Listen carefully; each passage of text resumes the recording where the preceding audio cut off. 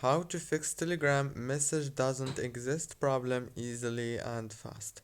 First thing guys, if you want to fix this problem is actually so easy. Open the settings, go to the apps, open the apps like this, go to the Telegram, and now here this is the app informations page. Or what you want to do here is click on the force stop to stop running the app in the background of your phone. After that, click on permissions and make sure that all those permissions are enabled. Go back, click on data usage. Make sure also that all the network access options are enabled like this. Click then on the storage. This is the last step. Click on clear cache.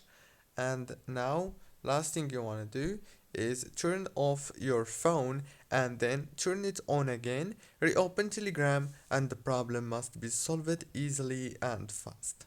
Don't forget to like and subscribe, and thank you for watching this tutorial until the very end. See you later.